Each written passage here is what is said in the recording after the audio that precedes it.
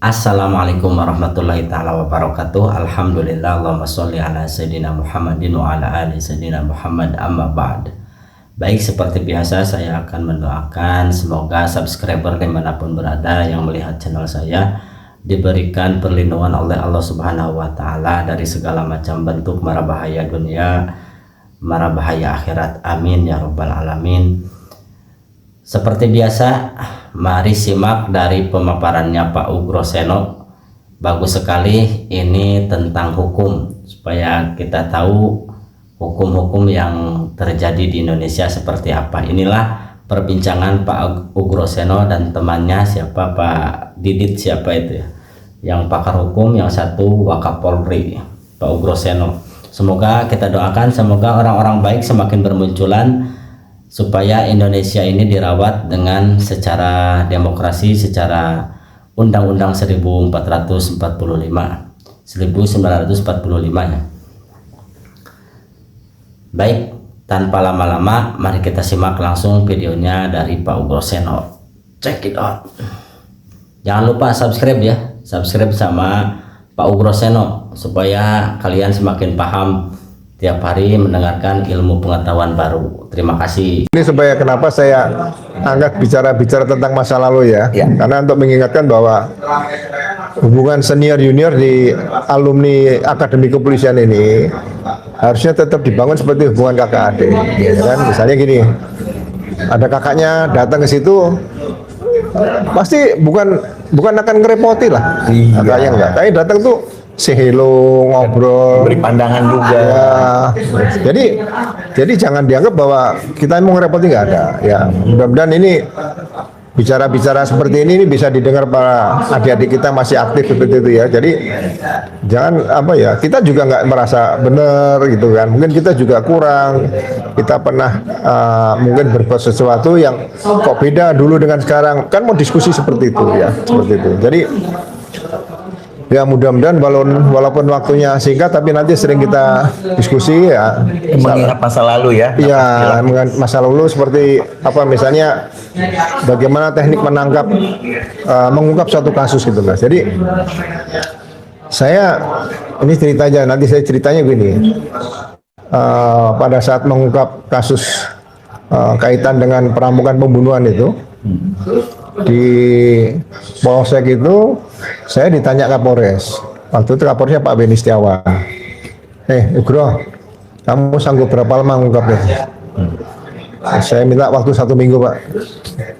Nanti Tito Karnavian perbantukan ke saya untuk bantu saya, dan alhamdulillah nggak sampai 1 minggu terungkap.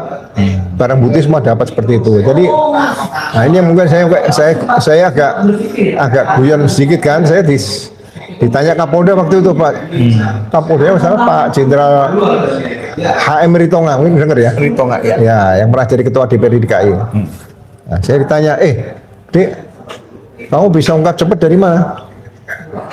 Saya bilang ya, siap. Kami menggunakan pertolongan dari Yang Maha Kuasa. Jadi saya selalu kalau ada kesulitan mengungkap kasus, itu lampu saya matikan, saya nyalakan lilin aja satu, supaya kita benar-benar tenang gitu ya. Saya minta petunjuk Allah. Makanya saya katakan, kenapa di Indonesia ini ada hakim agung, ada jaksa agung, kenapa tidak ada polisi agung? Nah, ternyata polisi agung itu Allah Subhanahu Wa Taala, Tuhan yang Maha Kuasa di situ. Jadi kalau kita minta petunjuk, yakin masih terungkap. Jadi kalau udah kita minta petunjuk itu, jangan lupa apa yang terjadi di depan kita itu harus kita perhatikan semua. Disitulah mungkin kadang-kadang petunjuk Tuhan itu datang seperti itu. Nah, Mas Didit, ini kalau kita coba bicarakan sedikit tentang masalah kasus-kasus yang sedang kita hadapi bersama nih kan, Mas Didit pengacara ya, Aset Gom. Saya ikut melihat karena saya sejak di kepolisian itu saya anti kriminalisasi. Jadi kalau ada yang dugaan kriminalisasi pasti saya ikut campur di situ. Ikut campur maksudnya tidak mempengaruhi, tapi mencari solusi kira-kira yang terbaik bagaimana. Nah, kira-kira berkas perkara Mas Roy Suryo sama Dokter Tiffany, menurut Mas Didit gimana? Tetap akan lanjut ke sidang ya? Baik, begini, Bang. Saya memang mengingat juga satu nih sebelum saya masuk ke dalam perkara ini, mungkin Bang Bro lupa, saya pernah ketemu juga, kita ketemu lagi waktu Bang Bro Kadif Propam. Oh iya. Saya datang silaturahmi. Iya. Dan waktu itu saya ingat Bang Ugro sempat terkena satu masalah, yaitu nggak mau jalankan perintah eksekusi. Oh, Kapolda dulu. Waktu Kapolda Sulawesi Tengah. Dan itu berdasarkan komitmen. Karena memang Bang Ugro merasa bahwa itu adalah satu kekeliruan, tapi menyangkut nyawa orang. Iya. Bang Ugro bilang, saya kecewa kalau diperintahkan, dan saya harus berani kalau masalah nyawa orang, ya kan? Iya. Nah, itu saya salut di sana. Nah, di sini di perkara Roy Suryo dan Dokter Tifa, sejak awal penyidikannya saya lihat kekeliruannya banyak. Yang pertama, yang paling kecil sekali, dilaporkan 310, 311. Iya. Pencemaran nama baik dan fitnah ya. Pencemaran nama baik dengan fitnah. Nah, jadi harus ada unsur fitnah. Ketika dia bicara seperti itu, satu penyidikan itu kan nggak boleh ambigu. Nggak boleh obscure label. Ini sebenarnya ijazahnya asli atau palsu? Kalau pencemaran nama baik berarti kan palsu. Tapi kalau fitnah berarti asli. Nah, itu saja sudah nggak boleh sebenarnya. Itu yang pertama. Yang kedua, kemarin itu waktu awal-awal kena 6 pasal. 6 pasal ini 5 dari laporannya Presiden ke-7. Jadi ada 32 ayat 1 Undang-Undang ITE, 27A Undang-Undang ITE, kemudian 35 Undang-Undang ITE. Nah, 3 pasal ini tidak layak. Kenapa? 27A. 27A ini dia ini di media cyber, di dunia cyber. Kalau yang di dunia offline itu 310. Nah, ini melanggar azas, yaitu lex specialis derogat legi generalis. Pilih salah satu. Nah, itu nggak bisa dua-duanya. Kemudian yang 32 ayat 1 Undang-Undang ITE, di sana kita coba baca narasi laporan polisinya. Kita tidak bicara pembuktian dulu. Narasinya dibuat nggak dengan unsur-unsur yang ada di sana? Ternyata tidak. 35 apalagi? Pasal 35 Undang-Undang ITE.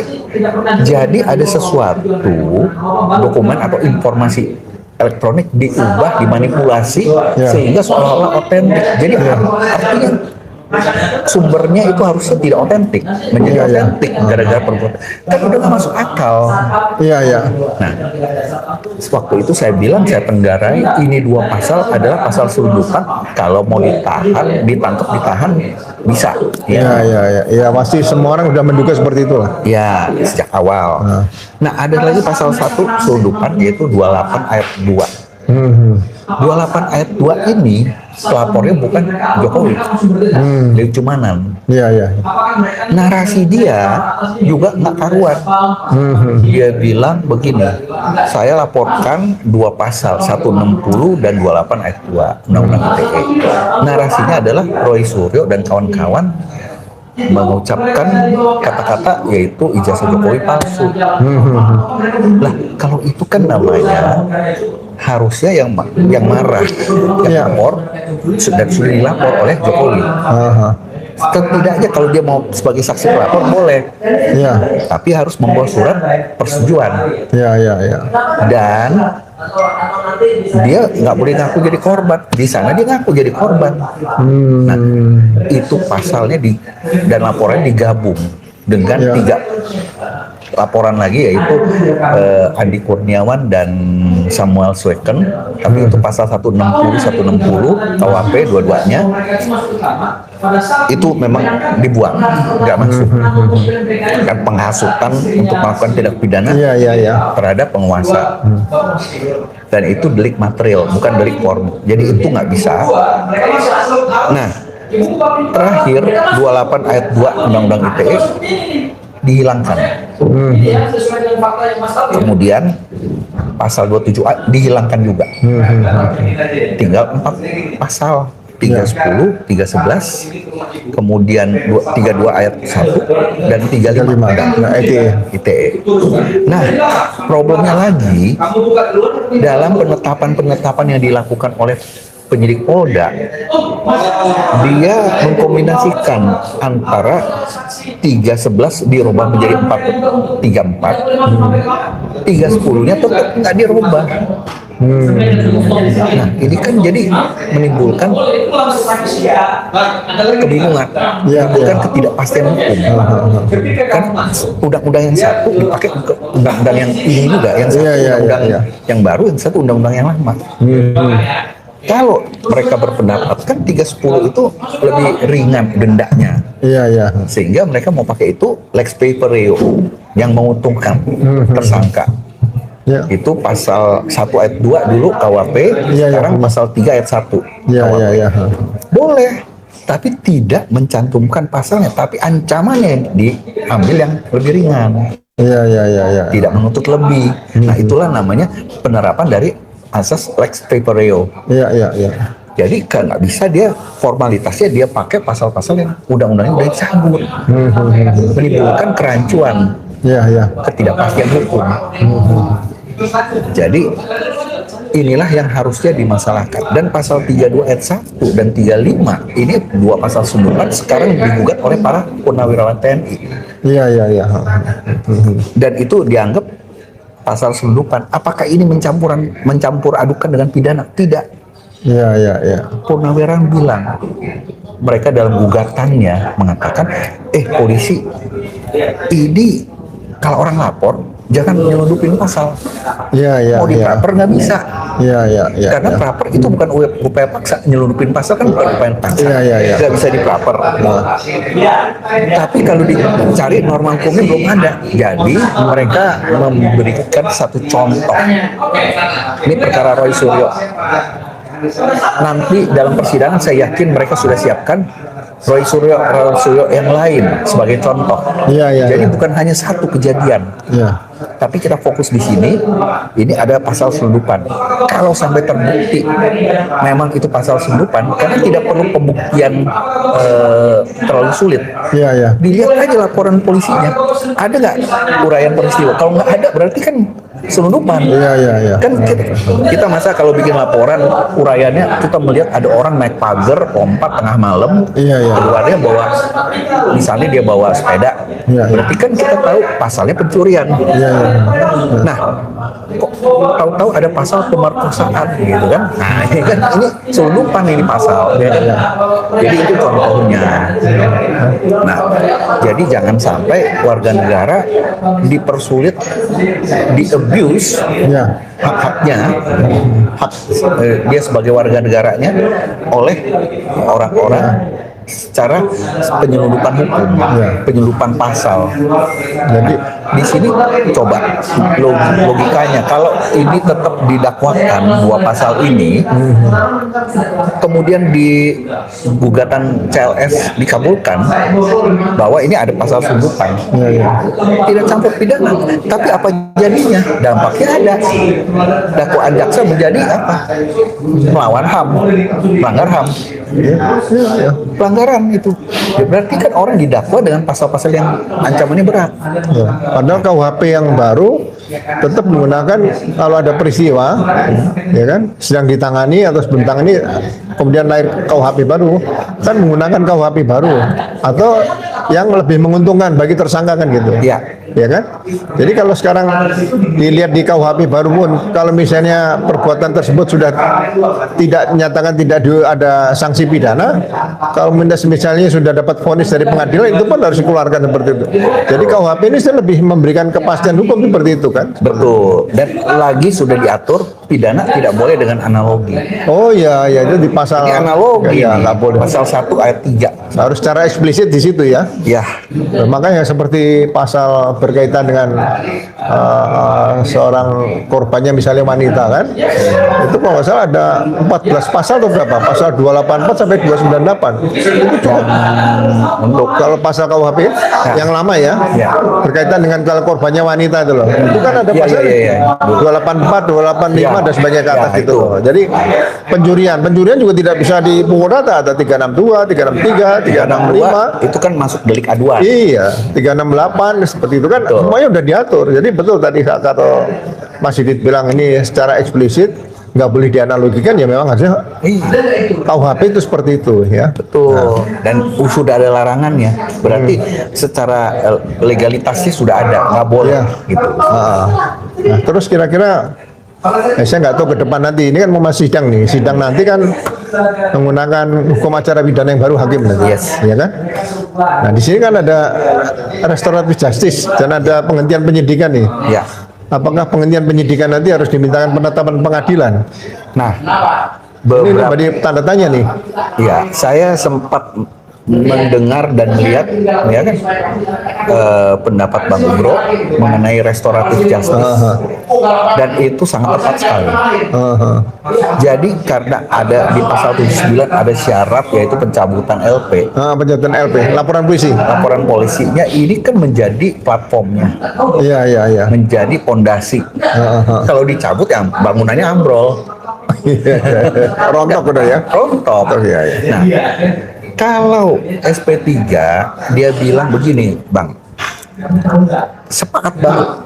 Kalau SP3 yang misalnya kan udah di splitsing. Iya. Katakanlah oke lah. Splitsing apakah ada petunjuk apa enggak? Iya. Dia splitsing kan satu perkara bisa kita splitsing. Iya, kita SP3 karena sudah berdiri sendiri masing-masing. Loh itu bisa, tapi bukan RJ. Iya. Itu karena dia splitsing untuk memudahkan. Nah, karena ini tidak cukup bukti, bukan perkara pidana kan, kan salah satu, salah dua, salah tiganya kan itu tidak harus RJ. Kalau RJ pencabutan, ada pemaafan, pencabutan. Dan nah itu pondasi yang dicabut. Kalau ini kan enggak. Makanya ini agak aneh gitu ya, agak menarik perhatian banyak orang. Ini terhadap 3 yang sudah melaksanakan restoratif justice ini, apakah bisa digugat pra peradilan nanti nih? Jadi kita, sebelum sidang loh, ini kan masih boleh peran ya sebelum sidang. Ya. Jadi sebenarnya kita ini serba salah kalau kita mau gugat pra peradilan untuk kepentingannya mereka yang ketiganya dibuka kembali. Tetapi kita ikutin aja, Bang. Berarti ada restoratif justice, syarat ya kan yang menjadi norma hukum. Restoratif justice adalah mencabut LP. Oh ya, bukan mencabut orang per orang kan? Bukan. LP tersangka per tersangka bukan ya? Bukan. LP ini dicabut. Kalau dicabut, bangunannya ambrol. Jadi ini pun harusnya ambrol semua. Iya. Berkaitan dengan pencemaran nama baik dan fitnah tadi. Ambrol semua. Karena pelapornya mencabut LP. Oke. Mencabut LP kan nggak bisa separuh-separuh. Gitu. Jadi bahwa saya tidak menuntut lebih lanjut dia, tapi syaratnya sudah menjadi norma hukum. Dia harus mencabut LP-nya. Makanya ini kan menarik karena memang 2026 sejak tanggal 2 Januari 2026 ini kan mulai dinyatakan berlaku Kitab Undang-Undang Hukum Pidana dan Kitab Undang-Undang Hukum Acara Pidana nih. Jadi hakim juga mungkin pertimbangannya harus jeli nih. Jeli dan tepat. Jadi jangan sampai nanti orang yang tidak bersalah dinyatakan bersalah. Nah, seperti itu, ya kan? Dia diperlakukan secara tidak adil dalam proses peradilan pidana. Iya, iya, iya, iya. Ya kan? Due process of law, ya kan? Nah ini kan harus yang benar nih. Oh, iya, iya, iya. Sekarang dengan comply, ya kan? Iya, dan ke depan jangan sampai juga ada korban-korban nanti jadi seperti ini lagi nih. Betul. Ya kan? Jadi ya mudah-mudahan sebagai barometer lah, barometer untuk penegakan hukum Ya. berkaitan dengan penerapan kitab undang-undang hukum pidana yang baru dan hukum acara pidana yang baru seperti itu, Mas Didi. Betul. Ya wis, kalau kita nanti banyak-banyak cerita-cerita panjang lebar bisa sampai tengah malam nanti Wis, nih ya. udah Jadi pasti. terima kasih waktunya, Terima kasih. Mas Didit ya. Terima kasih Bang. Rekan-rekan sekalian, jadi terima kasih untuk memperpanjang usia kita nih. Yes. Ya, memperpanjang usia. Semoga kita masih bisa menikmati Iya, waktu dengan jadi cukup di lama. usia-usia seperti ini harus banyak kita gunakan berpikir otak kita, ya, jangan ditidurkan seperti itu. Siap. Ya kan? Mudah-mudahan pengalaman Mas Didit nanti bisa menjadi pengalaman kita bersama, dan saya juga menyampaikan apa yang pernah saya alami, saya lakukan, ya, dan ini bisa berguna bagi generasi Polri berikutnya. Ya. Untuk kita siapkan, kita harus mampu hadirkan ke depan adalah polisi-polisi modern yang lebih baik daripada generasi saya sebelumnya, seperti itu. Betul. Jadi terima kasih, Makasih. Mas Didit, Siap. ya. Siap, Sampai ketemu. Jangan lupa subscribe, like, comment, and share di channel Ugurusino Tribrata. Ya. Siap. Thank you Bang Bisa. Iya, makasih ya Mas Didit ya. Masih. Bang. Masih. Udah. Bang. Lumayan. Agak merefresh. Abang ingat nggak? Waktu mau ke Jepang,